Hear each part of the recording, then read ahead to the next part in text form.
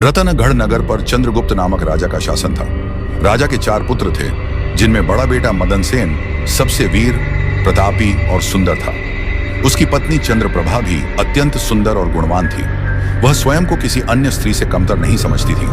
गाने बजाने में भी वह निपुण थी। एक दिन राजा चंद्रगुप्त किसी बात पर नाराज होकर मदन सेन को 12 वर्षों का देश निकाला दे देते हैं। जब मदन सेन यह समाचार सुनकर चिंतित मन से महल लौटा तो उसकी उदासी देखकर चंद्रप्रभा ने कारण पूछा। मदन सेन ने उसे बताया कि राजा ने उसे देश निकाला दे दिया है और वह अब उससे विदा लेने आया है। यह सुनते ही चंद्रप्रभा बेहोश होकर गिर पड़ी।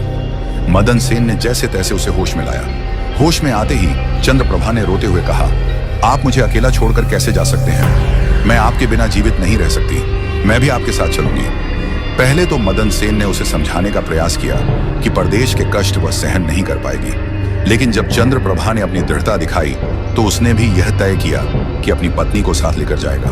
अगले दिन दोनों ने महल त्याग दिया और एक जंगल में जा पहुंचे। लंबी यात्रा के बाद थक कर वे एक बड़े बरगद के पेड़ के नीचे विश्राम करने लगे।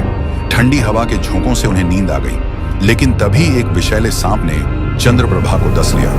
उसकी तड़प देखकर मदन सेन घबरा गया, लेकिन विष के प्रभाव से चंद्रप्रभा की मृत्यु हो गई।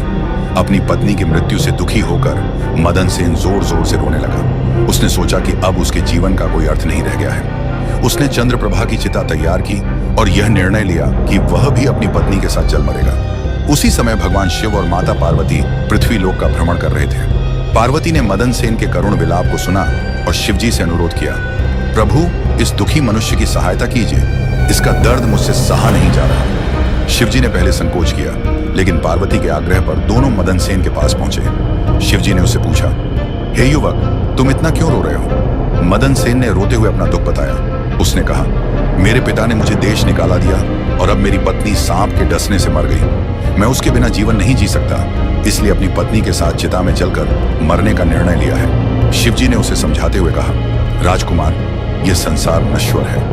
जन्म और मृत्यु का चक्र सदा चलता रहता है। हर व्यक्ति को एक दिन इस संसार को छोड़कर जाना ही होता है। यदि तुम जीवित रहोगे तो तुम्हें आगे जीवन में अनेक सुख मिलेंगे। इस तरह अपने जीवन का अंत करने का विचार त्याग दो। मदन सेन को शिवजी की बातें समझ में आ गईं, लेकिन वह बोला, हे महादेव, आपने सत्य कहा, लेकिन ऐसी पतिव्रता पत्नी को खोने का दुख मैं सहन नहीं कर सकता।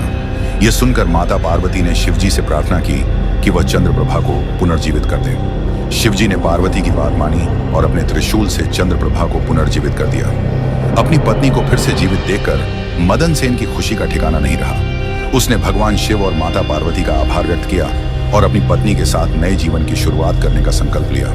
यह कहानी हमें सिखाती है कि प्रेम और त्याग का सही अर्थ क्या है और जीवन में धैर्य और विश्वास बनाए रखना कितना महत्वपूर्ण है।